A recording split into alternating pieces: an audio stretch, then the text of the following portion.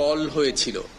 Call হওয়ার সাথে সাথে আমাদের এই যে মডেল থানার যে দক্ষিণ কেরানীগঞ্জ মডেল থানা, যেটা দক্ষিণ কেরানীগঞ্জ থানার যে যারা ডিউটি অফিসার ছিল, যারা কর্মকর্তা ছিল, তাদের তৎক্ষণাৎ দ্রুততম সময়ের মধ্যে ঘটনাস্থলে পৌঁছে গিয়েছে। পাশাপাশি তাদেরকে ব্যাকআপ দেওয়ার জন্য আমাদের এই কেরানীগঞ্জ মডেল থানা যেটা, এখান থেকেও ফোর্স চলে গিয়েছে। আমাদের এইখানে যে দুই থানার এলাকায় যে ডিবি টিম আছে তারা গিয়েছে। পাশাপাশি আমাদের যে এখানে সার্কেলের দায়িত্বে যে অফিসার আছে সে চলে গিয়েছে।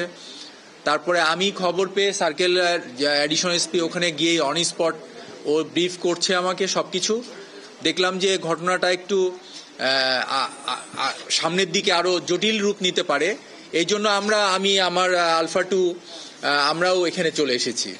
পাশাপাশি আমরা যেহেতু মাঠে যৌথ বাহিনী কাজ করছি আমরা একসাথে, এখানে আমরা র্যাবের সিও সহ র্যাব 10-এর CO Khalid, additional DIG Khalid, উনি এসে হাজির হয়েছেন।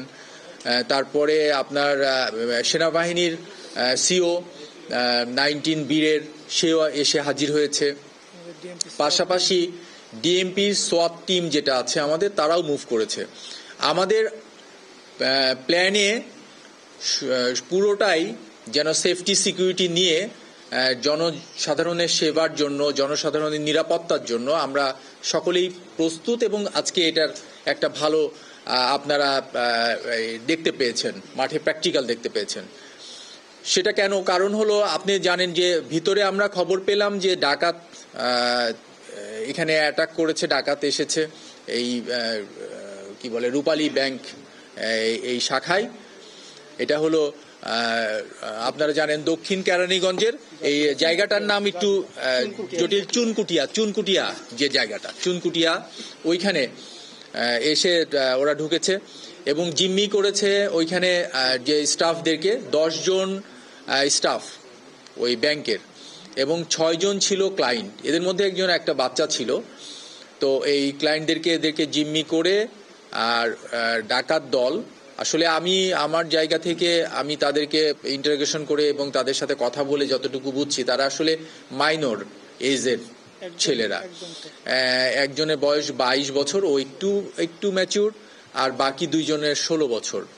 তো ওদেরকে আসলে একদম অপরাধী একবারে ফাইনালি বলা ক্ষেত্রে আমাদের জায়গা থেকে আমার মনে হচ্ছে যে তারা কোনোভাবে মিসগাইডেড। আমরা ওইটা নিয়ে খুঁটিয়ে দেখছি, আমাদের এতক্ষণ ইন্টারোগেশন করেছি, এখনো পর্যন্ত আমরা তেমন কিছু পাই না। তবে আমার কাছে মনে হয়েছে তারা অ্যাডভেঞ্চার হিসাবে নেওয়ার মতো মনে হয়েছে। যাই হোক, ওরা আমরা পৌঁছানোর পরে আমাদের যে সার্কেলের অ্যাডিশনাল এসপি, সে অলরেডি ওদের সাথে কথাবার্তা বলা শুরু করেছিল, ওদের সাথে মোবাইলে কথা বলা শুরু করেছিল। ওদের কাছে একটা মোবাইল ছিল, মোবাইল নাম্বারে ওদের সাথে কল করার, প্রথমে ফোন এমনি সামনাসামনি কথা বলে, দূর থেকে কথা বলে, ওদের কাছ থেকে মোবাইল নাম্বার নিয়ে, তারপরে মোবাইলে কথা বলে ও অনেক দূর এগিয়ে নিয়েছিল। তারপরে আমি এসে তাদের সাথে রেগুলার কথা বলেছি। আপনারা অনেকে যারা আশেপাশে ছিলেন তারা দেখেছেন, আমরা কিন্তু আইজি স্যার আমাদেরকে লাইভে ইনস্ট্রাকশন দিয়েছে, অনেক দিক নির্দেশনা দিয়েছে, সেফটি নিয়ে করেছে স্যারের, এবং আমাদের রেঞ্জের ডিআইজি স্যার উনি ফিজিক্যালি এখানে উপস্থিত হয়েছেন, অ্যাডিশনাল ডিআইজি। ব্যাপকভাবে আমরা অ্যালার্ট ছিলাম যেন এই এলাকায় জনসাধারণের এবং জনগণের নিরাপত্তায় কোনো রকমের ব্যাঘাত না ঘটে এবং কারো যেন জীবনের ঝুঁকি এবং হুমকি যেন না আসে। তো আমাদেরকে আইজি স্যার সরাসরি লাইভে একটাই দিক নির্দেশনা দিয়েছে, একটাই ইনস্ট্রাকশন দিয়েছে, সেটাই আমরা পালন করার চেষ্টা করেছি। সেটা হলো কোনো লাইফ যেন এখানে থ্রেট না থাকে, কোনো লাইফ যেন আমরা তাদের ডেথ মানে এই জায়গাটা মৃত্যু ঝুঁকিতে যেন কেউ না থাকে এবং মৃত্যুবরণ যেন না করে, কোনো অস্ত্র ইউজ না করে, যতটুকু পারা যায় ওদের সাথে নেগোশিয়েট করে তোমাদেরকে ওখানে সফল হতে হবে।